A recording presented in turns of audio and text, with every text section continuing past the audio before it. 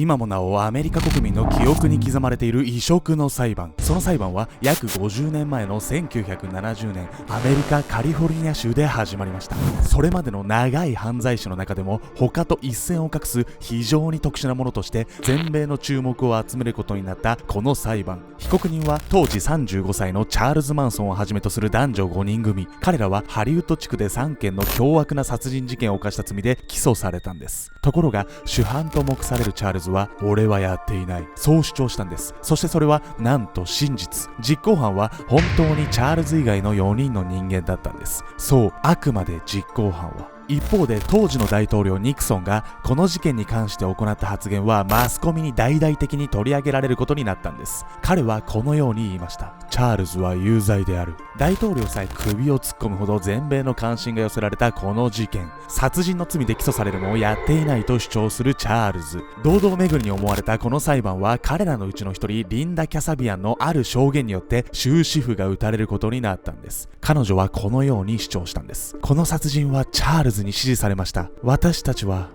洗脳されていたんです。ハリウッドのセレブを狙って行われた超凶悪な連続殺人事件。しかしその実行犯は自らの意思ではなく命令によってやらされたというのです。果たしてチャールズがかけた人を殺させるほどの強い洗脳とは。どう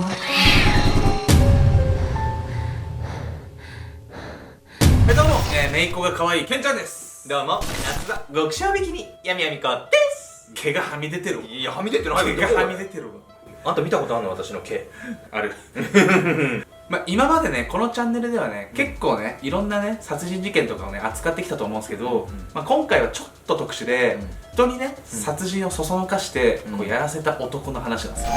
洗脳したってことね、要するに。まあそんな感じですかね。このチャールズ・マンソンという男はとんでもないカリスマ性を持っていて、もうねどんな命令でも人をね従わせることがねできたんですよ。すごい。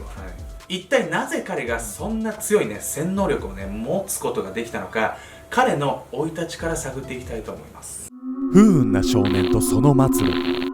1934年11月、アメリカ・オハイオ州、後に史上最悪の連続殺人鬼として名を馳せることになったチャールズ・マンソンの生涯はここで始まりました。この時のアメリカは1929年の世界恐慌の影響が色濃く残っており、国中が貧困に苦しむ非常に暗い時代だったんです。そのような世相の中にあっても、チャールズが生まれた家はとりわけ悲惨だったんです。彼の母、キャスリーンは15歳でチャールズを妊娠し、16歳で出産。その段階ですでに母と父は絶縁状態。チャールズは生まれながらに母子家庭だったんです。貧困に苦しむキャスリーンは体を打って生計を立てていました。ですがそれだけならまだ良かったんです。それだけなら。チャールズの人生が狂うことになったのは彼が4歳の時だったんです。母キャスリーンが強盗未遂で逮捕されたんです。4年の懲役がつきました。それでも唯一の肉親を慕っていたチャールズはたびたび刑務所に面会に行きます。ですが母が彼に興味を示すことはなかったんです。実は母キャスリーンの中にはチャールズに対する愛情など微塵もなかったんです。母キャスリーンはたびたび酒欲しさにチャールズを売りつけようともしていたんです。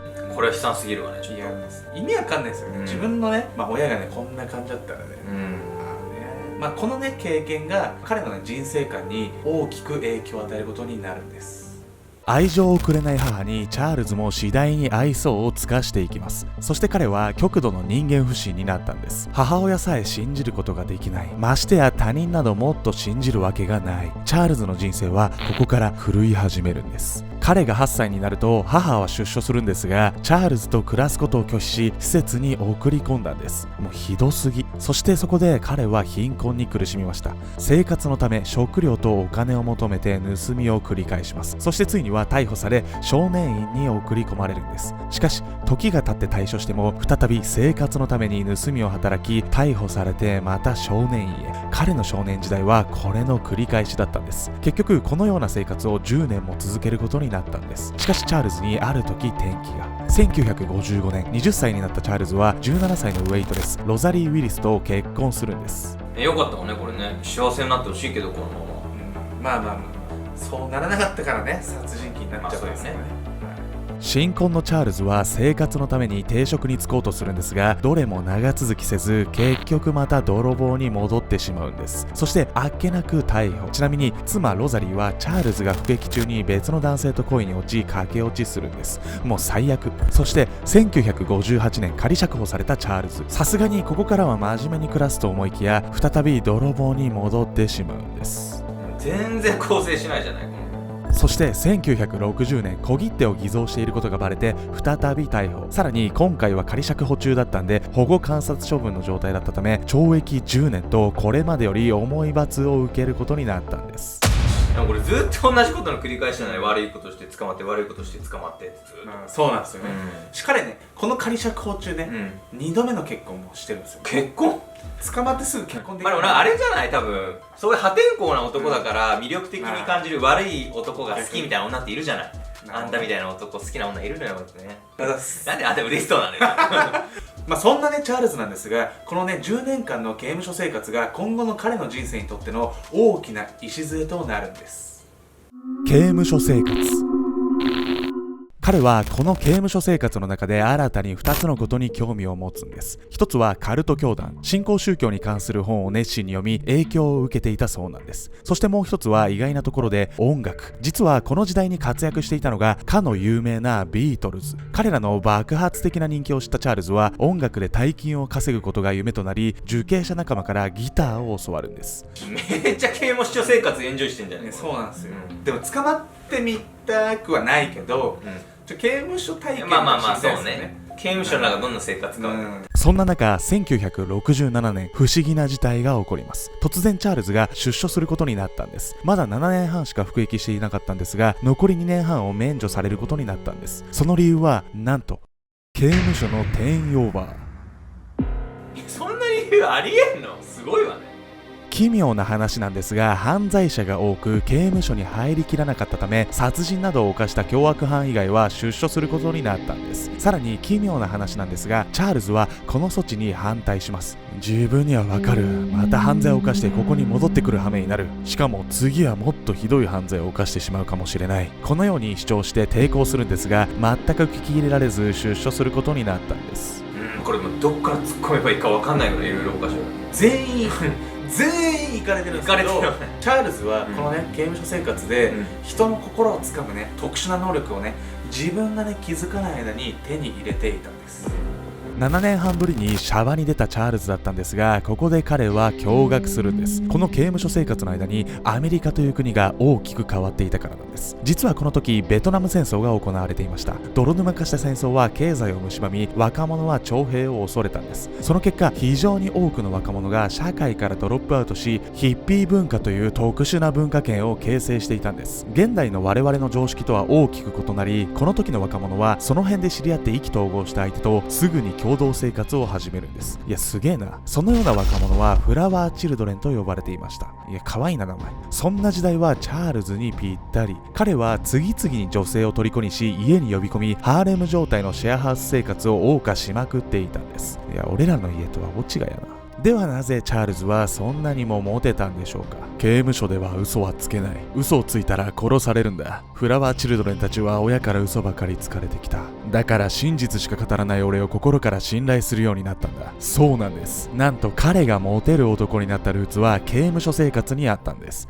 事実チャールズに続婚になった女性は皆口を揃えて、彼の愛は本物、彼は絶対に嘘をつかない、そのように語っていたんです。不幸な出自でその連鎖を食い止められず犯罪を繰り返し何度も逮捕された男は、だからこそこの時代を生き抜ける強力な武器を身につけていたんです。そしてここからチャールズの快進撃が始まります。彼は次に男性も仲間に加えます。共同生活している女性に仲間に入れようとしている女性とちょめちょめするように命じるんです。倫理観が狂っているんですが、自分に惚れさせることで集めた女性を男性に提供することで仲間を増やしていったんです。最終的にこの一味は20人にまで膨れ上がり、彼らはマンソンファミリーと呼ばれたんです。彼らは毎日違法とちょめちょめに興じていたというんです。やべえな。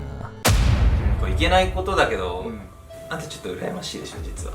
こういう悪いことはねあんま好きじゃないです。誠実な子が大好きなんで、やっぱここがねちゃんとしないとちょっと説得力感じる。じゃあ女の子に言われて嬉しい言葉って何？ご飯食べてて、うんねこれ美味しいねって言われるとってなりますね。あ僕はんたの真面目なそのはい返し、誰も求めてないわ。白熱する復讐劇。ファミリーを結成したチャールズは刑務所生活で生まれた夢を追いかけ始めるんです。それは音楽で大金を稼ぐこと。彼は大女優ドリス・デイの息子で音楽プロデューサーのテリー・メルチャーと知り合います。チャールズはいつもの作戦で仲間の女性をテリーに斡旋しようとするんですが、門前払いを食らうんです。ハリウッド地区のセレブとして生まれたテリーは付き合うタイプを選ぶ先民思想の持ち主だったんです。偉そうだな。そのためチャールズは避けられてしまったんです。それでもなんとかチャールズは自ら作詞作曲した曲をテリーに聴いてもらうことに成功します。ところが大したことはないと評価され、契約を断られるんです。この結果チャールズはハリウッドのエリートに強い怒りを覚え、復讐することを誓うんです。ほとんど言いがかりじゃない、身勝手すぎるわよ、ちょっと。まあそうなんですよね。まあなんかね、自分に実力がないくせに、そうだけど。人のせいにしたりね、なんか耳あかねをするやついるんすよ、マジで。なんかほんまにいるんすよ、そういうやつ。なんか恨み持ってる感じね。いやいやいや、違う、もうほんとちゃんとしてほしいわ。でもこのね、チャールズね、この執念とか復讐心がね、どんどんやばいことになってくるんですよ、彼は。復讐劇の初手は資金集めでした。そこでまず知り合いの売人ゲイリー・ヒンマンを仲間にしようとします。彼は莫大な遺産を受け継ぎ金持ちとなっていました。そんな彼に資産を全てファミリーに寄付しうちに入れと無茶な要求をするんですが、あっさり断られます。そこでゲイリーを2日監禁し仲間に命じて彼を殺させます。その実行犯は逮捕されるんですが、そんなことでは彼の復讐劇は止まりません。次のターゲットを先ほどのハリウッドセレブテリーに定めます。ところが彼は住んでいた場所を引き払い行方不明になっていたんです。その代わりにハリウッド女優のシャロン・テートと映画監督のロマン・ポランスキーの新婚夫婦が住んでいたんです。しかしこの時のチャールズの憎しみはテリーだけではなくハリウッドのセレブ全体になっていたんです。そう理不尽なことにこの新婚夫婦を標的に定めたんです。そこで信者4人に命令し彼らの家に派遣。信者は窓から侵入しシャロンらを前に声高らかに私は悪魔です、これから悪魔の仕事をします、皆さんを殺しますと宣言し彼らをナイフでめった刺しにしたんです。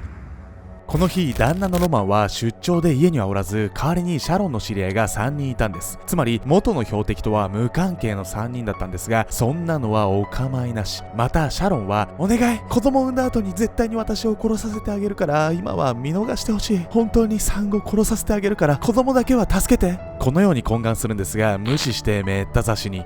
なんとその回数は51回。シャロンを刺したスーザンという女性は自身も10ヶ月前に出産したばかりだったんですが、違法〇〇の影響で今回の自分の行動に現実感がなく、後に妊婦であるシャロンを刺している最中何の感情も湧いていなかったとこのように語ったんです。いや恐ろしすぎ、これもうね違法とこのチャールズのねカリスマ的な洗脳でどんどん自我を失っていってますよね。もう言いなりよこれ。